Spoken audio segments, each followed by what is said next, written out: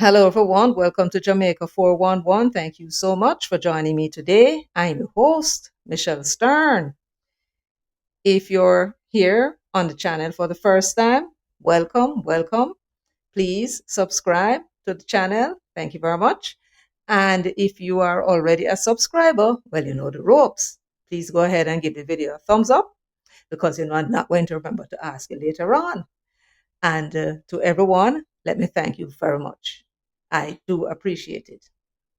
So, what is today's video about? The town hall meeting that was held by the PNP in Black River recently.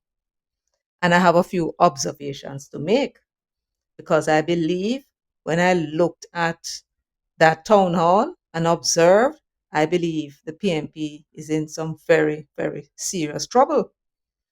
Now, the first thing I want to point out about that town hall meeting is that the room was full, no question. So, why am I saying it should worry the PNP? Because this isn't a story about who showed up, it's a story about who didn't. And that is where the real political warning begins. Now, this town hall meeting was widely publicized. That's the first thing I want you to know. It's not something that the people didn't know about.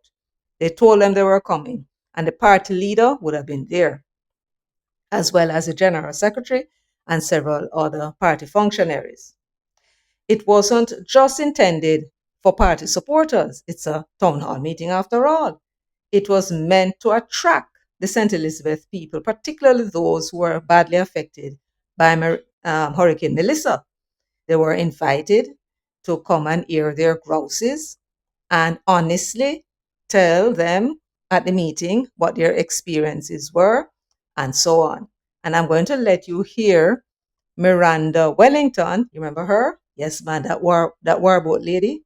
If a war, yes, man, she same one. She was the one who was hosting everyone, I suppose, since it is in her constituency, Southwest St. Elizabeth, for which she's a caretaker.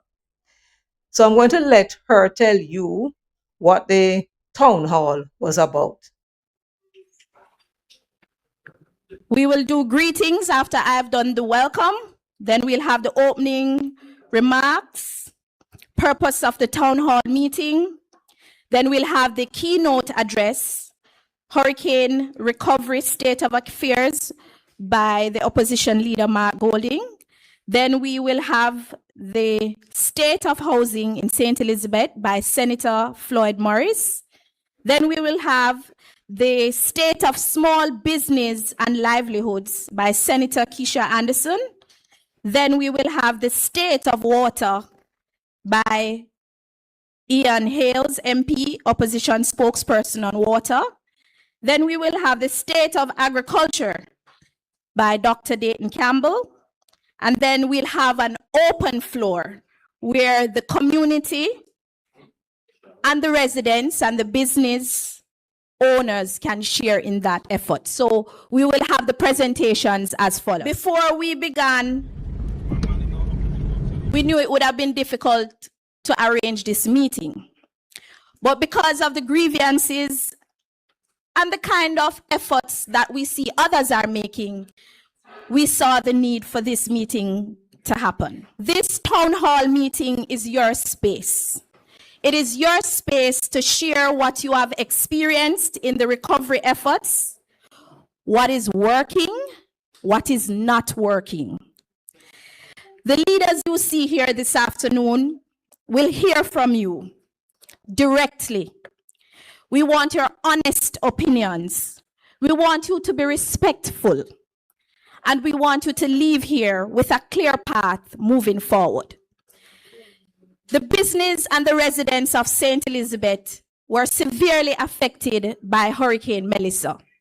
And as such, we saw it necessary that a town hall meeting be held in this forum so that you can share with us, so that we can share with you. The long and short of what she was saying was that because the businesses and residences in St. Elizabeth, particularly Black River, were severely affected by Hurricane Melissa, they found it necessary to hold the meeting in that particular area.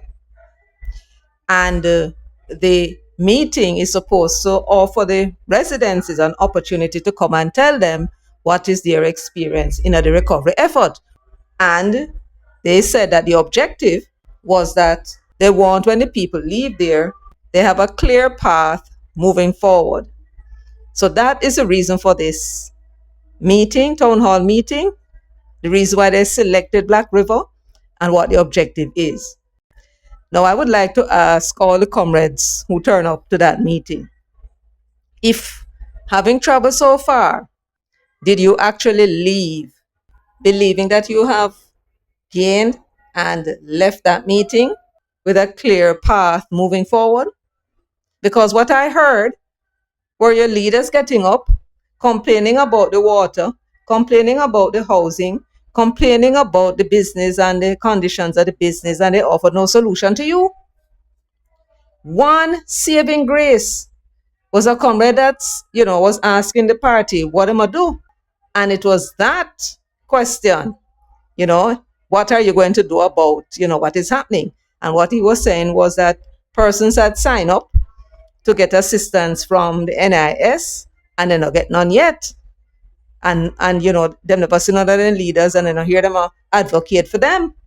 And so Mark Golding got up and asked for a list of all the persons who were assessed by the ministry and approved for assistance, but they didn't get any yet, to write down them names and numbers and, TRN and so on, and give it to them representative, and them at the party now will go and find out from the ministry what have gone. That was the saving grace. But it's not everybody who was at that meeting had that problem. Other persons had other problems. And I'm asking those persons, if after you take up yourself and went to this town hall meeting, that you were told you'll be speaking to your leaders and sharing with them your issues, did you feel that you left that meeting with a clear path moving forward? If you don't have any room for arguments, did they offer you any solution except to be talking about the roof program only have $1 billion in it to share for 70,000 people? How that affect you? You're a PNP member, Rockstone PNP, and you are jumping up and down and talking about one Markie G. Did he say anything about attempting to assist you by seeing how them can get your name if you want a roof and see if them can get some money for you? Them could have do that, They're political representative. It's in their power, but them not going to do it. You know why? Because I would have rather see you suffer just to make the government look bad. Because power is more important to them than anything that you could be going through. So if giving you money for your roof is going to take pressure off the government to provide money to you for that roof, they're not going to give it to you. So them only come there to hear your problems in order to score political points, not to do anything for you. And had that comrade not asked them what they're going to do, and then found a way to say, give me the names. That was never part of what they came there about. But nonetheless, them said, give them the names, so you give them the names, and hopefully you will get through.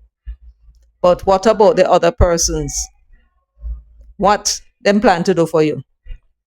You're running up and down and talk about comrade leader and all them kind of sitting there, your boy now like say it's the best thing since sliced bread. What is he doing for you?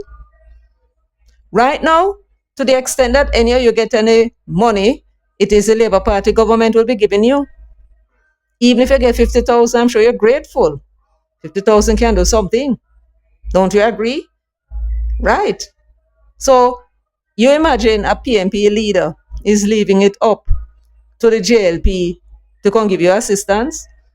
Of course, because they know you're going to run and vote for them anyway. So them don't have to do nothing for you. And that is the sad truth. So you take up yourself and you went to this meeting. And them come to the meeting. Not even a little envelope, a little $5,000 to give the people who were there. Them never walk with. And them know someone is supposed to be suffering. So what them come for? Not even a little advice, which is free. Them not come with.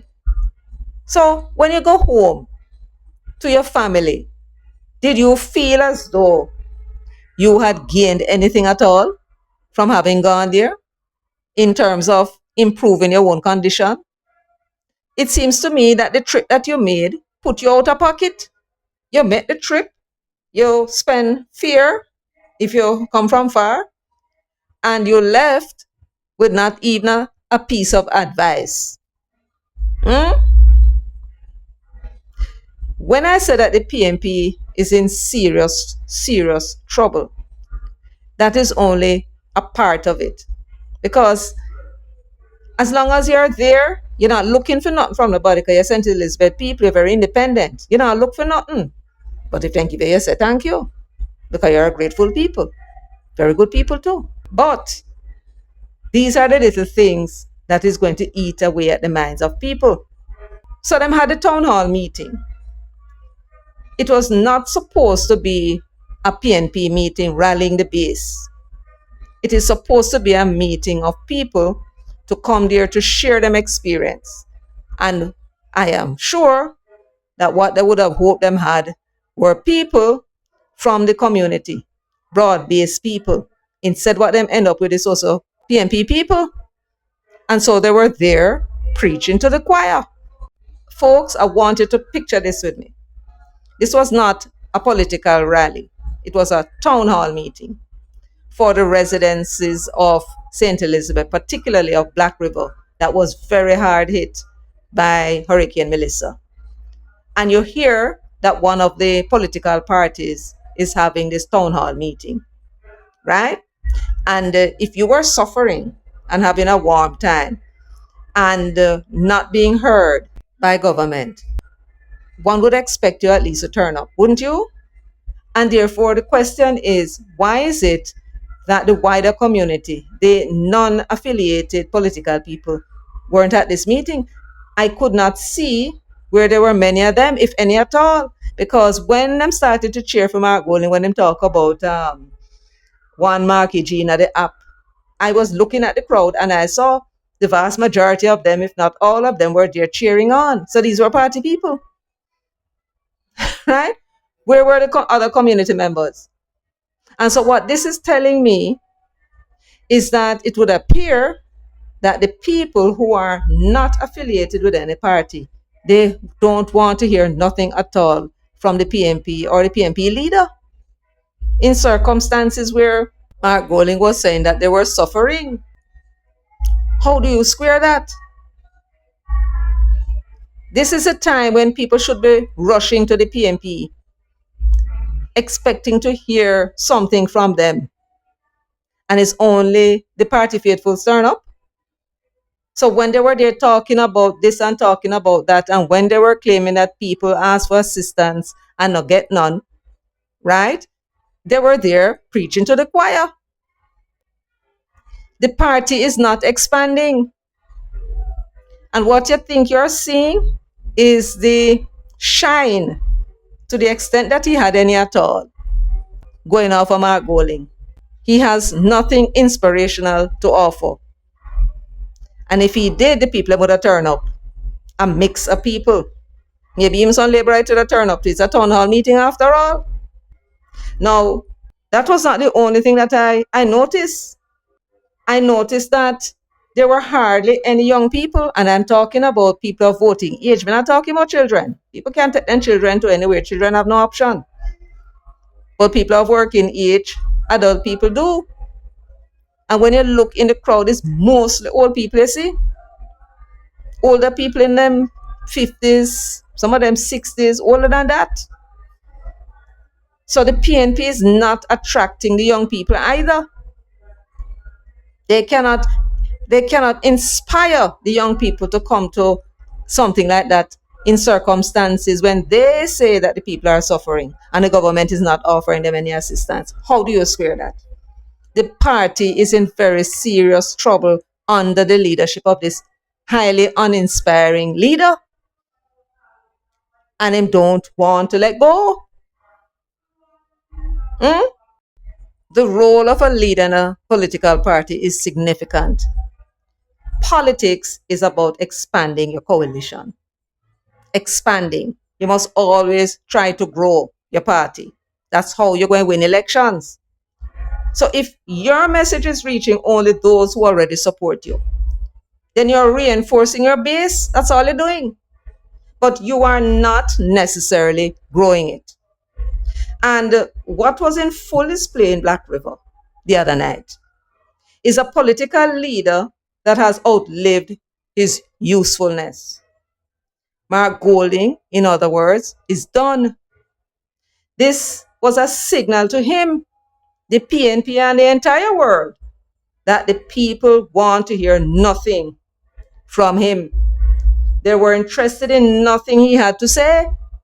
So he turned up at the town hall preaching to the choir. A room full of PNP people. Full of PNP people.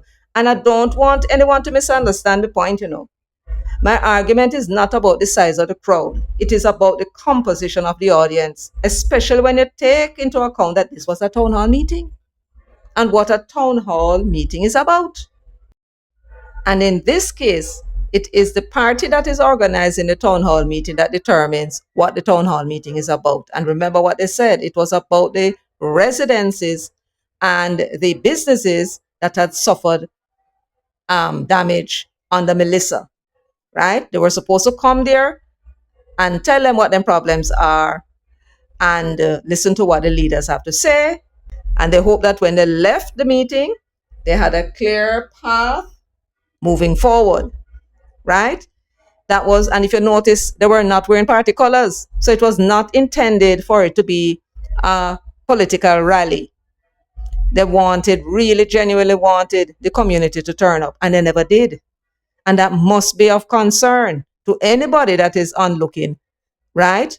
Particularly, and I'm talking about the people in the PNP, because it's a sure sign that if in circumstances like these, when it's UNO who said the people are suffering, the people have not come hear them grouses with you, which is what you expected. I mean, that's something not right there, so. Right? And the party in a serious trouble. And if it was not the leader himself who was there, then we would have said, well, there was nothing to attract them, so they never want to go. The leader himself of the party, the man who is prime minister in waiting, and they had no damn interest in anything that he had to say. Them steer them yard. So this is a big question for those in the PNP to answer. Did the PNP miss an opportunity in St. Elizabeth the other night? Does this town hall reveal a deeper problem for Mark Golding and the PNP as they prepare for the next local government election in 2028? It has to. At a time when people, I remember Uno said the people must suffer enough. Uno said that the people apply for all sorts of something and they're not getting any help from government. And Uno said the government slow. Uno show all of the building with tarpaulin same way. Uno said people live under tarpaulin and the damn people not come out. Them could have walked. Black River is a very small town. Them could have walked come to you, come tell you. People who are not PNP come and tell you them grouses. If them believe that you had something to offer and you could do something for them. How is the People's National Party going to proceed with a leader like this that cannot even inspire poor and suffering people to come to him town hall meeting, come hear them grouses? Talk to me. The PNP is in serious doo-doo. Stuck with an uninspiring leader who refuses to go. And if he's not removed to bring in fresh blood, it is very likely the People's National Party will suffer a devastating loss in the local government election, and that will not look fun. And if he succeeds in staving off any challenge, very likely to lose seats come the next general election in 2030. But the PNP leadership, no doubt, is depending on what they believe is the government, the ruling party, being unable themselves to get people to vote for them. but you cannot guarantee that. They might just come up with one brilliant idea that the people instantly gravitate to.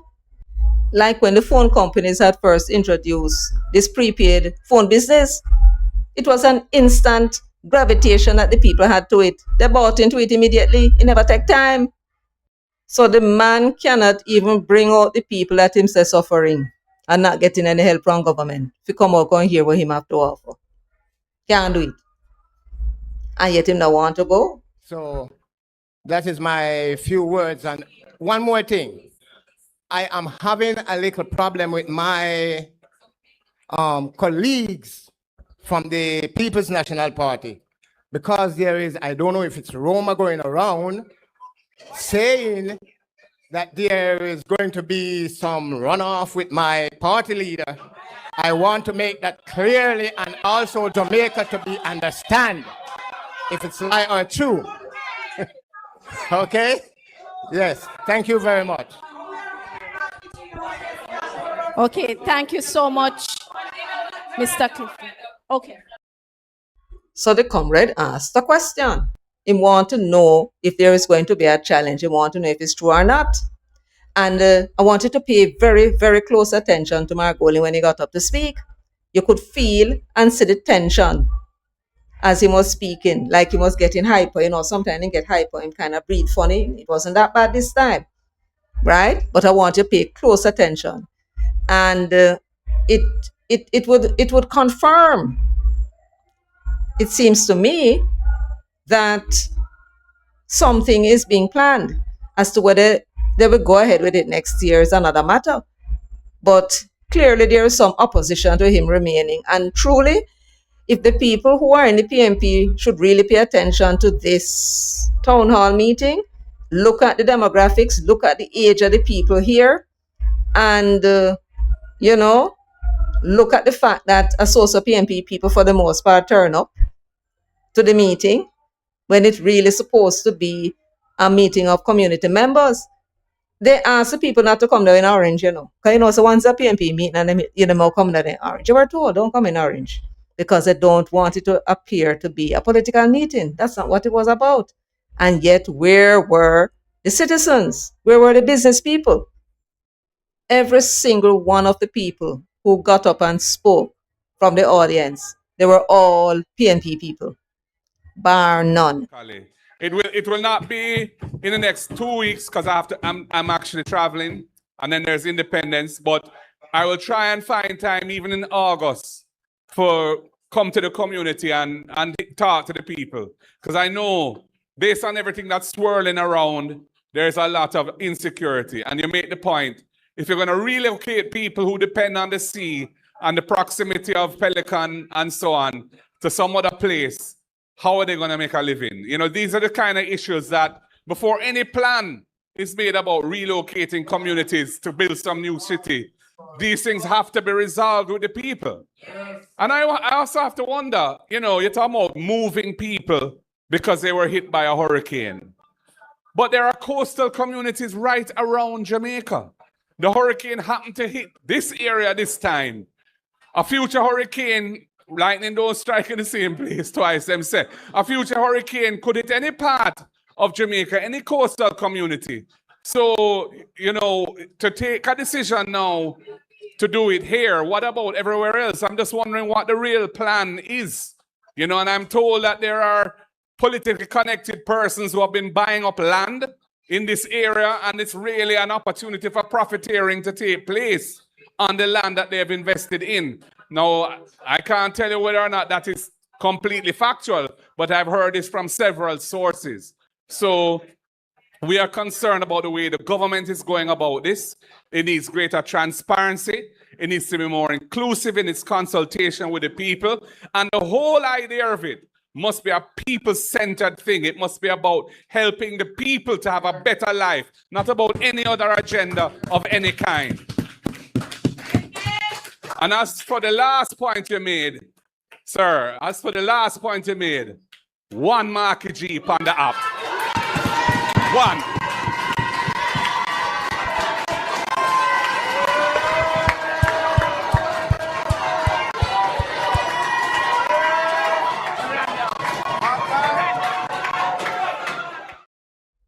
He was so flustered by the question that the man asked that he had to answer, right? That he was talking a lot of nonsense. He was asking, first of all, about the relocation of people. First of all, the government is going to have to find suitable land first. Chances are they're going to look among the land that them own to try and relocate this place. I'm not going to be going around and buying up individual lots. So when he come with this damn Nancy story about how him hear how connected people buying up lots, right? Him don't know if it's true, but I think come out and repeat it. You really believe that the government was going to move Black River and go round and try to buy up little ticky lots to make up the town? That's not how it's going to work. They're going to get a big lot, a land, maybe 100 acres, maybe 500, maybe 1,000 acres, and subdivide the land, put in the infrastructure, put in the sewage, right? And earmark certain areas for light industry, for business, and for residential. And what they may do is swap out the land for those persons who are in Black River now that own them property. So they might swap the land, and I guess the people would either build, or I don't know if they would assist the people in building. I don't know how they would do it, but I don't think the government wants to get into anything like building and renting. So I think them probably just give the people the land and then we take it from there. Just like how them build before, them build again, 100 block at a time, till it done. He's talking about now we have a lot of coastline. So what is the government going to do about the other coastline? When hurricane lick them master, then we will find out. Right? What kind of stupid question is that? Black River, Parati, and those areas along the coast of Westmoreland and St. Elizabeth, them get licks. And the government is taking the decision that they want to relocate one or two of these vulnerable areas further inland because of the rising water level as well. That is part of the reason, right? And the fact that another category 5 may come liquid and be behind. So the best thing to do is, rather than build it there and have the sea surge come over and mash them up again, move them inland. And if them take that decision, what's wrong with that? That not call for any consultation with people. You can imagine you try to consult with 200, 300, 400 people. Tell them so over there, so them know they don't want to live there, so you don't never get nothing done. The man is just there trying to use him pea brain, coming up with these ideas that serve no useful purpose than to delay government. That's it. He's an obstructionist and he will come up with obstructionist ideas. When the government decide that they're going to use that 50, 60, 70 or 80 or 100 acre land, and that is where they're going to relocate Black River. Who don't like it, then can go and go live anywhere else. There are people in Jamaica that don't want to live in Kingston. They want to live in Ochi. So they go look something now Ochi to live. Right? So if whatever the government finds and them don't like it, then them go and go live somewhere else or stay which part them there. So now listen to him and him usual Nancy story about how people are looking to buy up land to profit off it later. First of all, people of them there here they not sell land for purpose. A whole heap of land would have to be for sale. And them have to offer the people a whole heap of money. And here's the thing. When a man don't want to sell, you're going to have to offer him a big money. But when the government buy land, let us say the government will go buy land, do some stupid thing and buy land in some area, whole heap of tiki land. The government is going to pay at market price, and they're going to get valuers to value the land. So if they buy it for 50,000 and it value only 15,000, that government will go pay. So I don't know what this man and a little pea brain I come from within foolishness. But you see him think he might talk to idiot, So that is why I can afford to talk them foolishness. Is there anything else we can talk about? I don't think so. So this is where I'm going to leave it for today. I want to thank you all for joining me. And please, if you have not yet given the video a thumbs up, please do. I would appreciate it greatly. Remember also to share and subscribe if you have not yet done so. And let me know what you think about all our you heard and the things that I said. Let me know what you think. I'd very much like to hear.